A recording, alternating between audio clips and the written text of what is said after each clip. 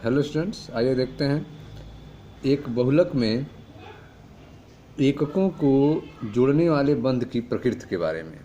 ठीक है, कोई पॉलीमर बनता है, बहुलक बनता है, तो उसके जो एकक होते हैं, मोनोमर होते हैं, वह आपस में जिस बंध से जुड़े होते हैं उस बंध की प्रकृति क्या होती है उसके बारे में इस हेडिंग में आपको समझाया जाएगा। आप पढ़ रहे हैं कक्षा 11 जीव विज्ञान का 9वां अध्याय जैवअणु के बारे में। 9वें अध्याय की 8वीं टॉपिक है एक बहुलक में एककों को जोड़ने वाले बंध की प्रकृति के बारे में। तो देखें ध्यान से, किसी भी पॉलीपेप्टाइड या प्रोटीन में एमिनो अम्ल पेप्टाइड बंध द्वारा जुड़े होते हैं। ठीक है, तो कोई भी पॉलीपेप्टाइड हो या प्रोटीन हो, तो प्रोटीन में जो प्रोटीन क्या है, प्रोटीन एक बहुलक होता है, पॉलीमर होता है, और इसका मोनोमर क्या होता है, एकक क्या होता है, तो इसका जो एकलक होता है वह एमिनो अम्ल होता है। तो एमिनो अम्लों के आपस में जुड़ने से बहुलीकरण प्रोसेस के द्वारा प्रोटीन बनता है। तो एमिनो अम्ल आपस में जुड़े कैसे होते हैं, तो किसी भी पॉलीपेप्टाइड या प्रोटीन में अमीनो अम्ल जो हैं वो पेप्टाइड बंध द्वारा जुड़े होते हैं। जो एक एमिनो अम्ल के कार्बोक्सिलिक समूह, पेप्टाइड बंध किनके बीच में बनता है, तो पेप्टाइड बंध जो बनता है वह एक अमीनो अम्ल के कार्बोक्सिलिक समूह COOH ग्रुप और अगले अमीनो अम्ल के एमिनो समूह NH2 समूह के बीच अभिक्रिया के उपरांत जल अणु के निकलने के बाद बनता है।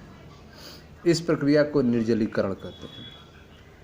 ठीक है, तो पेप्टाइड बंध कैसे बनता है, तो आप देख रहे हैं कि एमिनो अम्ल का, एक अमीनो अम्ल का जो कार्बोक्सिलिक समूह होता है COOH ग्रुप, वह अगले अमीनो अम्ल के एमिनो समूह अर्थात NH2 समूह के बीच अभिक्रिया करता है और उसमें से जल का अणु जो है निकल जाता है।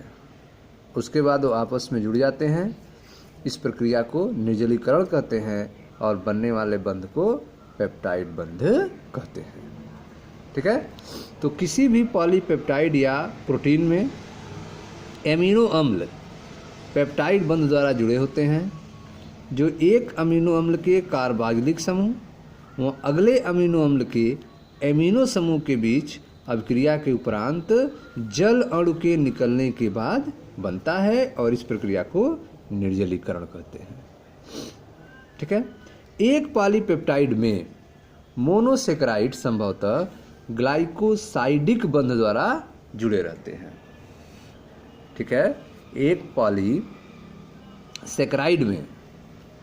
पॉलीसेकेराइड में मोनोसेकेराइड जो हैं वो कैसे जुड़े होते हैं, संभवतः वह ग्लाइकोसाइडिक बंध द्वारा जुड़े होते हैं।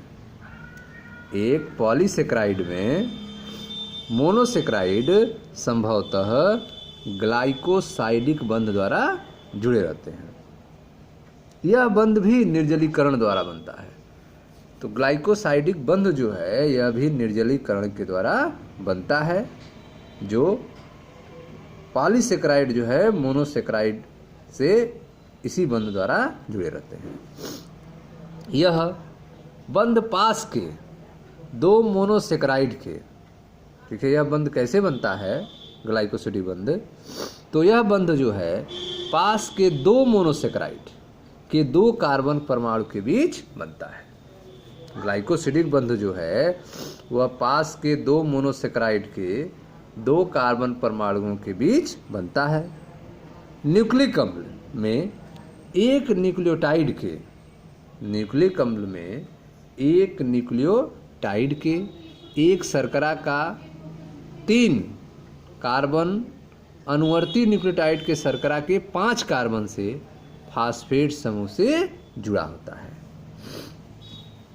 न्यूक्लिक अम्ल में क्या होता है, तो न्यूक्लिक अम्ल में एक न्यूक्लियोटाइड के एक शर्करा का जो 3 इंड का कार्बन होगा वह अनुवर्ती न्यूक्लियोटाइड के शर्करा के 5 इंड कार्बन से फास्फेट समूह द्वारा जुड़ा रहता है। शर्करा के फास्फेट व हाइड्रॉक्सिल समूह के बीच का बंध एस्टर बंध होता है। ठीक है, तो शर्करा के जो फास्फेट है और हाइड्रोक्साइल समूह का जो बंध है वो कैसा है, एस्टर बंध होता है, और एस्टर बंध दोनों तरफ मिलता है, इसलिए इसे फास्फोडाइएस्टर बंध कहते हैं। एस्टर बंध जो है वह दोनों तरफ मिलता है, इसलिए इसको फास्फोडाइएस्टर बंध कहते हैं। ठीक है, तो यह बंध किस में होता है, न्यूक्लिक अम्ल में। न्यूक्लिक अम्ल में एक न्यूक्लियोटाइड के एक शर्करा का 5 कार्बन 3 इंड वाला कार्बन, ठीक है, न्यूक्लिक अम्ल में एक न्यूक्लियोटाइड के एक शर्करा का 3 इंड का कार्बन अनुवर्ती न्यूक्लियोटाइड के शर्करा के 5 इंड कार्बन से फास्फेट समूह द्वारा जुड़ा होता है।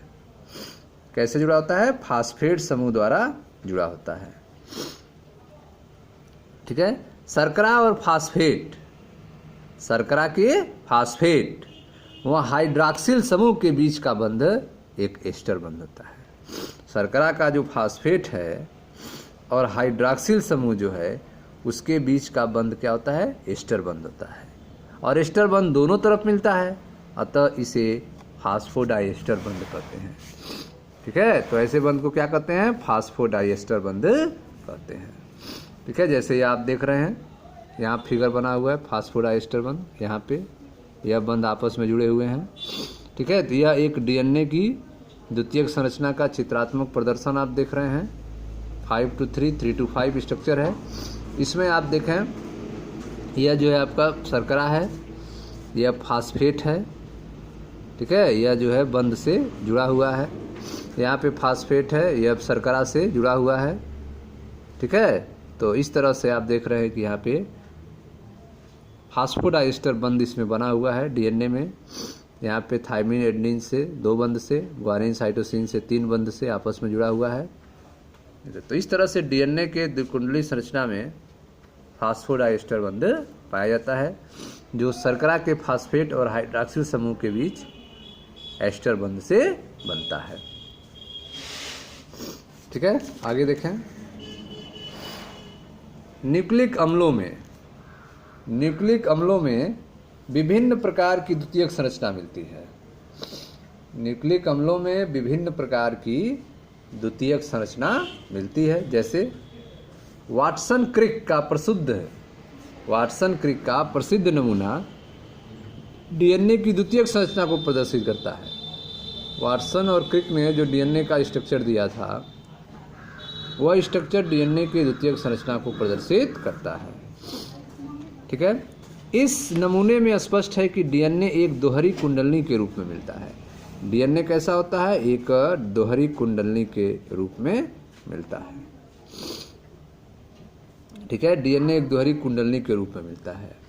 पॉलीन्यूक्लियोटाइड्स की दोनों लड़ियां प्रति समानांतर हैं, जो एक दूसरे के विपरीत दिशाओं में होती हैं। तो पॉलीन्यूक्लियोटाइड की दोनों लड़ियां जो हैं वह एंटी पैरेलल होती हैं, प्रति समानांतर होती हैं, जो एक दूसरे के विपरीत दिशाओं में होती हैं। जैसे यहाँ देख रहे हैं आप 5 से 3, और यह ठीक है, और यह आपका दूसरा वाला जो है वह 3 से 5, तो एक दूसरे के विपरीत हैं। यह दोनों स्ट्रक्चर जो है, दोनों लड़ी जो है एक दूसरे के विपरीत हैं। एक की दिशा जो है 5 से 3 है, दूसरी की दिशा 3 से 5 है। ठीक है, इनका मुख्य भाग शर्करा फास्फेट शर्करा श्रृंखला से बना होता है। इनका जो मुख्य भाग है वह किससे बना होता है, शर्करा फास्फेट और शर्करा श्रृंखला से बना होता है। शर्करा फास्फेट शर्करा श्रृंखला से यह बना होता है। नाइट्रोजन क्षार एक दूसरे की तरफ मुख किए हुए मुख्य भाग का लगभग लंबवत परिचित होता है। ये जो नाइट्रोजन क्षार हैं, इनका जो मुख्य भाग होता है वो एक दूसरे के लंबवत परिचित रहते हैं। ठीक है, थायमिन एडेनिन से 2 हाइड्रोजन बंध से जुड़ा है, ग्वानिन साइटोसिन से 3 हाइड्रोजन बंध से जुड़ा है। तो यह एक दूसरे के सामने जो है परिचित हैं और एक दूसरे से आपस में जुड़े रहते हैं। तो इसमें आपने देखा कि न्यूक्लिक अम्लों में विभिन्न प्रकार की द्वितीयक संरचना मिलती है, जैसे कि वाटसन क्रिक का प्रसिद्ध नमूना डीएनए की द्वितीयक संरचना को प्रदर्शित करता है, और इस नमूने में स्पष्ट है कि डीएनए जो है वह एक दोहरी कुंडली के रूप में मिलता है। पॉलीन्यूक्लियोटाइड की दोनों लड़ियां एक दूसरे के समानांतर होती हैं, प्रति समानांतर होती हैं, एक दूसरे के विपरीत दिशा में होती हैं, एंटी पैरेलल होता है। एक 5 to 3, दूसरा 3 to 5 होता है। इनका मुख्य भाग शर्करा फास्फेट शर्करा श्रृंखला से बना होता है। नाइट्रोजन क्षार एक दूसरे की तरफ, जो नाइट्रोजन क्षार होते हैं वे एक दूसरे की तरफ मुख किए हुए, ठीक है, नाइट्रोजन क्षार एक दूसरे की तरफ मुख किए हुए मुख्य भाग पर लगभग लंबवत प्रेक्षित होते हैं। तो नाइट्रोजन क्षार एक दूसरे की तरफ मुख किए हुए मुख्य भाग पर लगभग लंबवत प्रेक्षित होते हैं। एक लड़ी के क्षार, ठीक है, जो एक स्टैंड के क्षार हैं, एक लड़ी के क्षार ए एवं जी अनिवार्यता रूप से दूसरी लड़ी के क्षार टी और सी से क्षार युग्म बनाते हैं। ठीक है, एक लड़ी का क्षार जो है ए व टी से, ठीक है, एडेनिन थाइमिन से और ग्वानिन साइटोसिन से आपस में जुड़ा रहता है। ठीक है, ए एवं जी अनिवार्य रूप से दूसरे लड़ी के क्षार टी एवं सी से क्षार युग्म बनाते हैं। तो ए जो है किससे जुड़ा रहता है? टी से। और जी जो है किससे जुड़ा रहता है? सी से। एडेनिन जो है वह थाइमिन से जुड़ा होता है, ग्वानिन जो है वह साइटोसिन से जुड़ा रहता है। ए और टी के बीच 2 हाइड्रोजन बंध होते हैं, एडेनिन और थाइमिन के बीच 2 हाइड्रोजन बंध होते हैं, जबकि जी और सी के बीच, ग्वानिन और साइटोसिन के बीच 3 हाइड्रोजन बंध होते हैं। ठीक है, प्रत्येक श्रृंखला एक घुमावदार सीढ़ी जैसी प्रतीत होती है।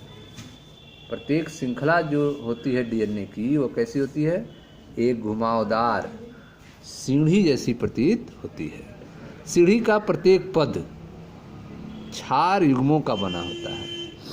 सीढ़ी का जो प्रत्येक पद है वह क्षार युग्मों का बना होता है। सीढ़ी का प्रत्येक पद दूसरे पद से 360 डिग्री के कोण पर घुमा होता है।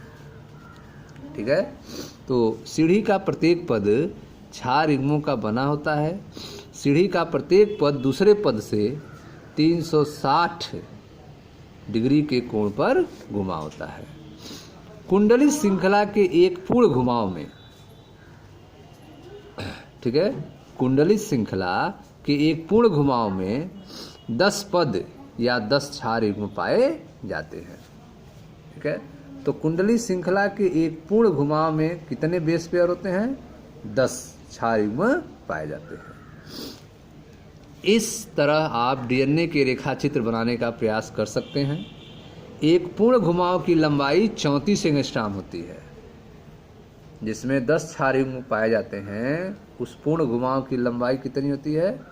34 एंगस्ट्रॉम होती है, जबकि 2 क्षार युग्मों के बीच की खड़ी दूरी जो है वह 3.4 एंगस्ट्रॉम होती है। 2 क्षार युग्मों के बीच की खड़ी दूरी 3.4 एंगस्ट्रॉम होती है। तो यह जो भी बातें आपको बताई जा रही हैं, उपरोक्त बड़ी विशेषता युक्त डीएनए को बी डीएनए कहते हैं। जो भी बातें आपको बताई गई वो किस डीएनए के बारे में बताई जा रही है? बी डीएनए के बारे में बताई जा रही है। ठीक है, जैसे आप देख रहे हैं यहाँ से यहाँ तक एक मोड़ है जिसकी दूरी 34 एंगस्ट्रॉम होती है।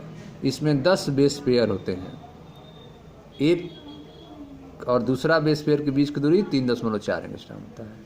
यहाँ से यहाँ तक की दूरी जो होती है वो 20 एंगस्ट्रॉम होती है। ठीक है, एडेनिन जो है थाइमिन एडेनिन से 2 हाइड्रोजन बंध से, ग्वानिन साइटोसिन से 3 हाइड्रोजन बंध से जुड़ा हुआ है।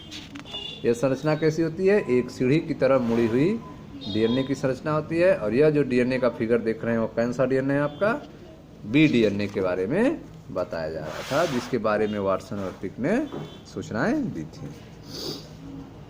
उच्च कक्षाओं में आप बताया जाएगा कि 1 दर्जन से भी अधिक प्रकार के डीएनए होते हैं, जिनका नामकरण संरचनात्मक विशेषता के आधार पर अंग्रेजी वर्णमाला के आधार पर किया गया है। ठीक है, तो वहाँ पे आप जानेंगे कि 1 दर्जन से अधिक प्रकार के डीएनए होते हैं और जिनका नामकरण जो है वह उनके संरचनात्मक विशेषता के आधार पर अंग्रेजी वर्णमाला के आधार पर किया गया है। ठीक है स्टूडेंट्स, तो यह था आपकी 8वीं हेडिंग, जो था आपका एक बहुलक में एककों को जोड़ने वाले बंध के प्रकृति के बारे में, जिसमें आपने पेप्टाइड बंध के बारे में देखा, ग्लाइकोसिडिक बंध के बारे में, ठीक है, एस्टर बंध के बारे में, यह सारी चीज़ें आपने देखा। मिलते हैं नेक्स्ट वीडियो में। Thank you.